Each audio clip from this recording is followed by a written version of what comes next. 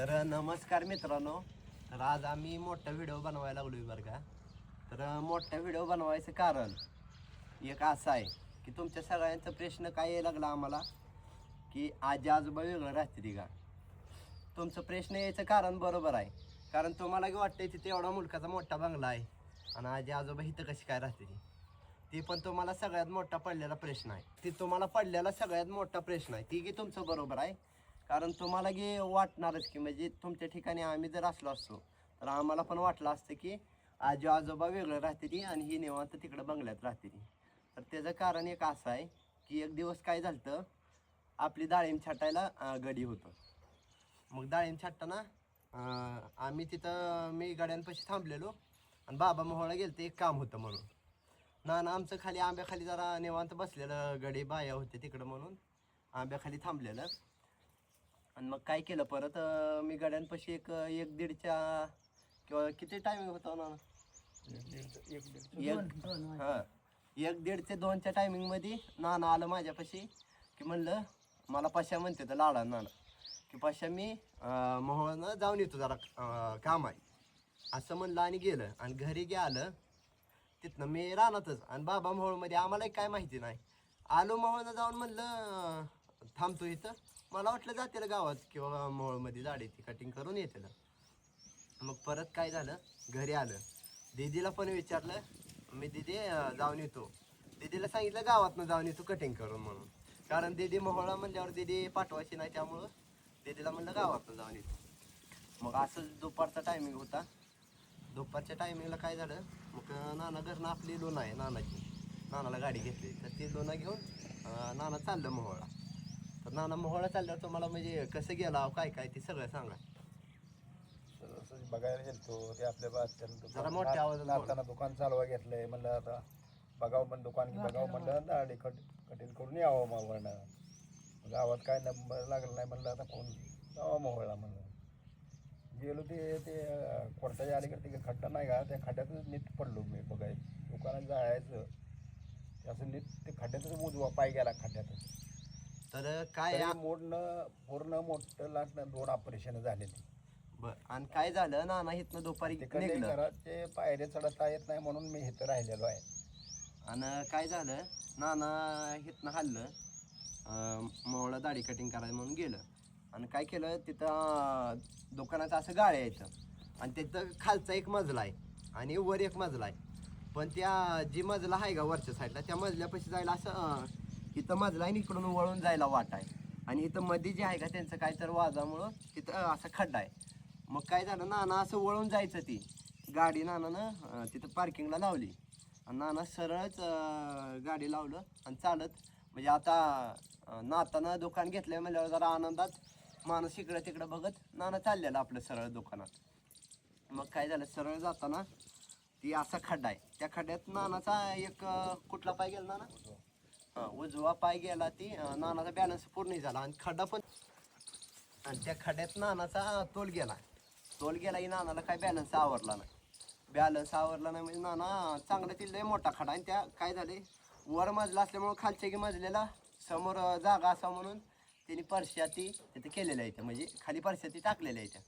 तर नानाचं काय झालं, त्या वरच्या मजल्या समोर दुकानं वळून ती जायचं होती, नाना सरळ गेलं आणि वरनं चांगलं मोठ्या खड्यात खाली पडलं. तसं नाना इथं आपलं साईडला कमरपशी जी बॉल असतंय का आपला, त्या बॉलवर असं खाली जाऊन कुचलं एकदम जी कुचलं तिथला आपला बॉल असतो का ती आतमध्ये गेला थोडा आणि चिरला ती लई झालं. म्हणजे नानाला एवढं दुखलं की बस, नाना एवढं मोठ्यानं ओरडत होता की मग लगे आम्ही तिथल्या माणसाने ती माझ्या आत्याच्या मुलांनी आणि नानाच्या नातानं नानाला ती गाडीत टाकलं आणि मोहाच्या एका दवाखान्यात आणलं की त्या डॉक्टरने एक्सरे ती काढला, बघितला.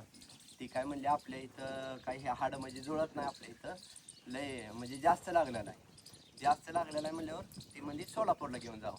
मग सोलापूरला घेऊन जावं म्हणल्यावर लगे गाडी बोलवली, गाडीत नानाला टाकलं. नानाला गाडीत टाकताना एवढं जर वाईट वाटत होतं म्हणता, नाना एवढं मोठ्यानं ओरडत होतं. मी तिथंच होतो गाडी टाकताना, तर माझ्या डोळ्यातनं पाणी येत होतं नानाचा आवाज ऐकून.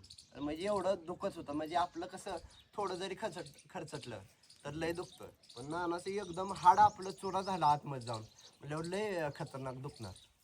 मग परत नानाला गाडीत टाकलं आम्ही आणि गाडीतनं सोलापूरला दवाखान्यात नेलं. आणि इथं घरची कामं ती मला सगळं बघावं लागतंय. त्यामुळं मी काय घरीच थांबलो आणि बाबा नानाला घेऊन सोलापूरला गेलं. आणि तिथं सोलापूरला गेल्यावर काय बाबा होतं, त्यामुळं बाबा तिथं काय काय झालं, कसा प्रवास बाबाचा तिथं झाला, नानाला नीट करून बाबानं कसं घरी आणलं ते सगळं बाबा सांगतात आता. तिथं गेलो आम्ही. तिथं गेल्यानंतर पहिल्यांदा काउंटरला सारखं फी वगैरे भरली. तिथली फी भरून एक्सरे काढायला घेतलं पहिल्यांदा. एक्सरे काढून घेतलं सुरुवातीला. एक्सरे काढल्यानंतर पुन्हा मग ॲडमिट करायला लागतं म्हणजे ॲडमिट करून घेतलं. ॲडमिट केल्यानंतर मग पुन्हा डॉक्टर तपासायला आले. तुला 1-2 दिवसानंतर सांगतो म्हणले कसं काय होतं, काय करायला लागतंय काय नाही. मग 1 दिवस गेला, 2 दिवस गेले. इथनं गावाकडनं डबा यायचा, तिथं बी पाहुणे रवळे डबा घेऊन येत होती. मला बी तिथनं काय हालता येत नव्हतं. इथं गावाकडे सगळी कामं, धारा मसराशींच्या, पाणी मागाशींला सोडायचं, औषधं सोडायची, रानातली सगळी कामं ती बाहेरच बघत होता. काय कामं पेंडिंग धारा तर काय कोण काढाय नसल्यामुळं मसराशींला रेडकच पिऊ देत होता. त्यामुळं तिथली धाराचा काही विषयच नव्हता. मग 2 दिवसानंतर बी काय डॉक्टर आले नाही, तर पुन्हा मी डॉक्टरची भेट घेतली. त्यांनी म्हणले आज संध्याकाळी तुला बोलवतो आणि बोलतो सविस्तर. मग संध्याकाळी त्यांनी 5-6 वाजता मला बोलवलं आणि ती एक्सरे वगैरे दाखवलं. त्यांनी म्हणले की बॉल असा वर दाबला गेल्यामुळं तिथली हाडं आहेत ती 2-3 हाडं क्रॅक झालेत आणि बॉल पण ती फुटला इथला मांडीचा पायाचा. आणि ती बॉल फुटल्यामुळं ती बॉल पण टाकायला लागतंय आणि ती सगळी हाडं जी आहे ती त्याला स्क्रू रॉड आणि ते पट्ट्या टाकून ती सगळं पॅक करायला लागतं. ही मोठं ऑपरेशन आहे. ऑपरेशन कमीत कमी 6-7 तास चालेल आणि इथं आपल्या हॉस्पिटलला कुठली स्कीम वगैरे काही चालत नाही. त्यामुळं तुम्ही सगळं रोख पैसे आम्हाला द्यायला लागते. ती मेडिकल ही तुमच्या तुम्ही मेडिकल भूततज्ञ जे काय असेल ब्लड ती जी तपासणी असतील ती तुमच्या तुम्ही बाहेर न करायला लागेल त्याचे पैसे तुम्हाला रोख द्यायला लागतील. इथं दवाखान्यात 2 ते 2.5 लाख रुपये खर्च येईल. याची सगळी तयारी असेल तर उद्या आपण ऑपरेशनचा विचार करू. असं म्हणल्यानंतर मग म्हणलं ठीक आहे. डॉक्टरला म्हणलं करा उद्या ऑपरेशनचं हे. आणि मग सगळ्या तपासण्या करण्यासाठी पुन्हा ते ब्लड तपासायला पाठवलं. रक्ताच्या सगळ्या तपासण्या केल्या आणि ते झाल्यानंतर मग दुसऱ्या दिवशी ऑपरेशनला घेतलं. 6 तास ऑपरेशन चाललं आणि ऑपरेशनला त्यावेळेस ब्लड गेलं भरपूर. त्यावेळेस मी ब्लड भरलं आणि मेडिकल ही पैशाची ऑपरेशन करताना परिस्थिती कशी होती, म्हणजे नानाची तुमची तिथं परिस्थिती म्हणजे भीती सगळी कसं होतं आणि काय नाही. आता एवढं मोठं ऑपरेशन आहे म्हणल्यावर कसं होईल, काय सक्सेस होतंय, काय डॉक्टरने 100% गॅरंटी दिली नव्हती. गॅरंटी तर देतच नसते, कुठलेही डॉक्टर देत नसते. त्याने अगोदर सगळं फॉर्मवर आपल्या सह्याही घेतलेल्या असते. त्या काय अडचण आली काही झालं तर मेडिकलला जास्त पैसे. तिथं मेडिकल आहे तिथं हॉस्पिटलचं, पण तिथं MRP प्रमाणे तिथून 30 ते 35% डिस्काउंट मिळतं तिथं. आणि तिथून सगळं मेडिकल ही तिथून रिक्षानं जायचं किंवा चालत जायचं आणि आणायचं. गाडी नव्हती. मग ते ऑपरेशनचं सगळं साहित्य तिथून आणलं मी. सकाळ त्यांनी ऑपरेशनची लिस्ट बनवून दिली, तिथून घेऊन आलो आणि नंतर मग ऑपरेशनला घेतलं. सकाळी 8 वाजता ऑपरेशनला घेतलेलं. 1 वाजता ऑपरेशन झालं.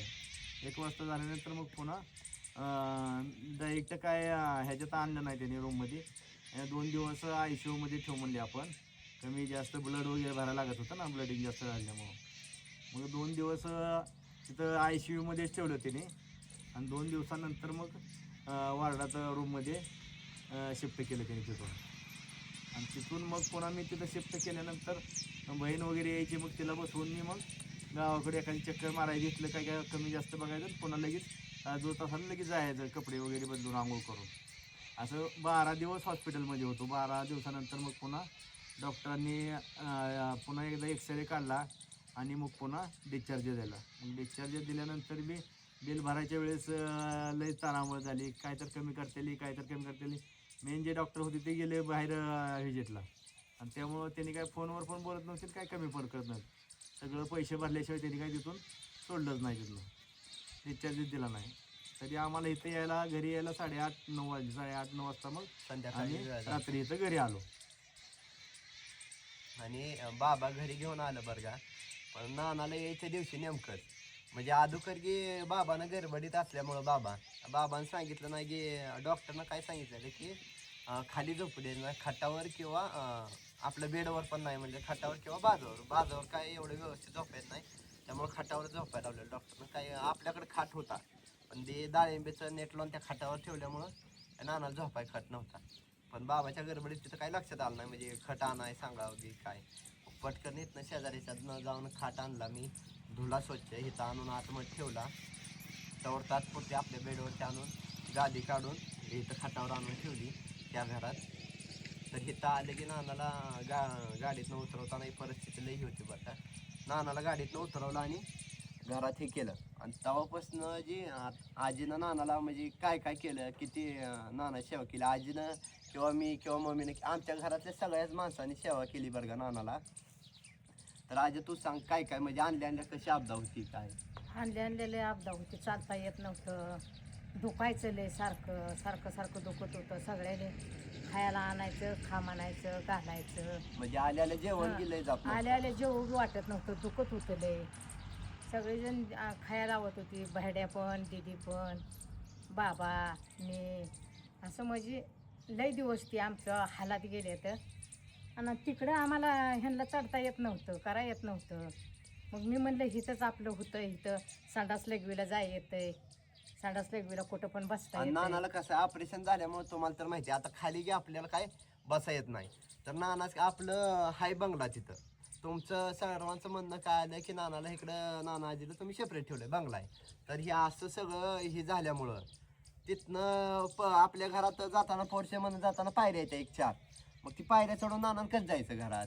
मग संध्याकाळी अचानक संडास लागली किंवा लघवी लागली किंवा अजून काय दुसरं आंघोळीला आणायचं किंवा अंग पुसून घ्यायचं ही सगळी सेवा कशी करायची. त्या पायऱ्यावरनं चढवताना उतरवताना जर चुकून तोल गेला पडलं तर काय करायचं. म्हणून काय केलं आमच्या ह्या म्हणजे रोडच्या पलीकडं आमचं घर आहे आणि रोडच्या खाली ही खुली आहे.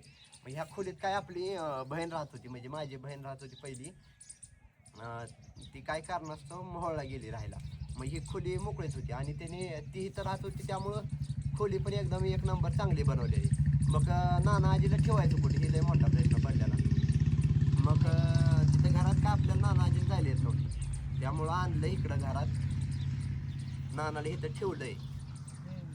मीच म्हणलं होतं तिकडं पायऱ्या हे चढा येत नाही त्या आणि ह्यांना चढा येत नव्हत्या पायऱ्या चढता येत नव्हत्या म्हणूनच इथं मला कराय बी येतंय माझी मला सगळं सेवा त्यांची सगळीच केली. लेक माझा दवाखान्यात राहिला नाताने केली नातीने केली सून सगळं जेवण आता सुद्धा आम्हाला जेवण तिथनंच देते ती.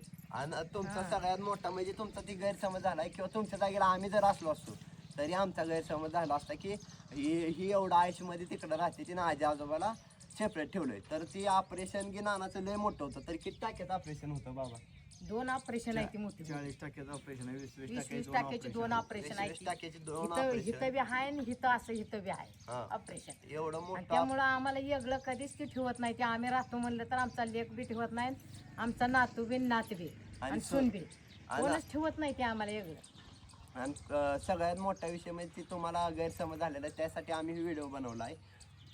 तर अशी परिस्थिती झाली आणि ही घर काय असं म्हणजे वाईट नाही. ही घर तुम्हाला दावते एकदा ही घर कसं आहे फिरून तुम्ही बघा ही घर एकदा इथं कसं सुद्धा आहे. मी काहीच करत नसते आता तिकडून सगळं देते ते आम्हाला जेवण. हा सगळं आम्ही इथनं सगळं जेवाय तिकडून देतोय देते, बरं का काय करत नाही तिकडून. आम्ही. तर हे घर आहे बरं का म्हणजे आपण प्लेटाचंच केलेलं आहे ही घर. पुढं बसायला पोर्च ती आहे म्हणजे परशी आहे ती आणि आतनं पण चांगलंच आहे बरं का घर प्लेट म्हणजे लाईटची सोय आहे सगळं काहीच अडचण नाही. आणि थोड्या दिवसात आपलं नाना बरं झालं की आम्ही आमच्या घरात राहायला नेणार आहे. नाना इथं झोपते तर मग परत आम्ही खाट पण आणला नवीन आणि त्यासाठी तसली स्पंजाची गादी पण आणली झोपाया अपदा होत असल्यामुळं. तर नाना इथं निवांत झोपायला आहे. तिकडून आमच्या घरातनं डबा ती देतो बरं का आम्ही. असं घर सगळं व्यवस्थित एकदम चांगलं घर आहे म्हणजे राहण्यासारखी 1 नंबर घर आहे बरं का. बाहेरनं पण हवा आणि इथं आपला बंगला आहे हो का इथं तुम्हाला दाखवतो आणि इथं आपलं घर आहे हे. जवळच आहे हा लय हवा इथनं झूम केल्यावर दिसतंय तुम्हाला घर मध्ये रोडच आहे मध्ये रोडच आहे आणि इथं घर आहे. आणि इकडं पण आणि तिकडं पण आणि रोडच्या पलीकडे गिराण आहे आणि इथं आपली खुले तर आता तुम्हाला सांगतो बरं का, इथं स्टँड लावून म्हणजे व्हिडिओ काढाय कोण नसल्यामुळं स्टँड लावले. आम्ही एकदा उठून तुम्हाला सांगतो सगळेजण. ना आजी उठून उभा राहा बाबा. वेगळं राहायचा ही गैरसमज आहे तुमचा. आम्ही वेगळं तर आम्हाला ठेवतच नाही तिथे कधीच. आणि तर हे मोठा व्हिडिओ बनवण्याचं तुम्हाला सगळं आता इतिहास सांगितला आम्ही, कसा घडला, काय नाना पडलं, ते सगळं तुम्हाला सांगितलंय. मोठा व्हिडिओ मोठा व्हिडिओ बनवण्याचं एकच कारण की तुम्हाला सगळ्याला पडलेला प्रश्न, नानाला आणि आमच्या आजीला वेगळं ठेवलंय. तर नाना आजी आमच्या सगळ्यांचीच लई लाडकी आहे ती बरं का, आणि शेवटपर्यंत राहणारच आहे ती. त्यांना काय आम्ही कधीच वेगळं ठेवणार नाही. ही असं अडचण आल्यामुळे वेगळं ठेवलं, म्हणजे वेगळं म्हणजे आम्ही नाहीच. खायला प्यायला सगळं देतो. इथं तिथं राहायचं म्हणजे वेगळं नाही हे. आम्ही इथं येतोय जातोय बसतोय, फक्त इथं आणून ठेवलंय नानाला. तशी- तर एकदा तुम्ही की सांगा अजय नाना तुम्ही. इथं राहिलोय आम्ही, पण आमच्या नातरुंडाशीला ही करमत नाही. सारखं म्हणते ती तिकडे या, पण वेळ इथं टायमाला ये. तर करमत नाही. आम्हाला करमत नाही म्हणते. आणि आमच्याशिवाय ह्यांनाही करमत नाही, कारण आणि आम्हाला बी बारक्यापणापासून करमत नाही. आणि ते मऊ परशी असल्यामुळे बारक्यापणापासून एखाद्या वेळेला तिथं सांभाळायला वाकर हायते ना, आम्हाला घसरलं, बी पुन्हा करमत नाही, ऑपरेशनचा त्यांना बी करमत हे नाही. येऊन येईल. आणि सोनबाईला पण करमत नाही. आणि लेख तर आम्हाला सोडून कधीच राहत आणि बारक्यापणापासून नानानं मला मम्मीनं थोडं जरी मारलं तर आमच्या नानाला लय राग यायचा, कारण नानानं आजीनं एवढं एकुलते एक नातू असल्यामुळं लाडानं वाढवलेला आहे त्यांनी. तुम्ही ते गैरसमज तुमच्या ह्याच्यातला काढून टाका, की नानाला वेगळं ठेवलंय, नाना आजीला वेगळं ठेवलंय. तर ते तुम्ही की दोघं एकदा सांगा त्यांना. हा, वेगळं ठेवलं नाही आम्हाला. आता वेगळं आम्ही काय इथं सुद्धा नाही. राहिलोय तरी तिथलं सगळं देते ती. काय खायला आणलं की लगेच नातरुंड हाक मारते ती लगेच, आणि ये इकडे ये इकडे म्हणून. आणि तरी पण तुमचा आम्ही काय बोलताना जरी आमच्याकडनं जरी काही चुकीचं गेलं असेल तुमच्या बद्दल, तरी त्याच्याबद्दल सुद्धा आम्ही सगळेजण माफी मागतो, जरी काय बोलताना आमचं चुकलं असलं तरी. तर आता चला, तुम्हाला कसं वाटतंय नक्की सांगा कमेंट करून, आणि तुमच्या सगळ्यांचा गैरसमज दूर करा. दूर करा.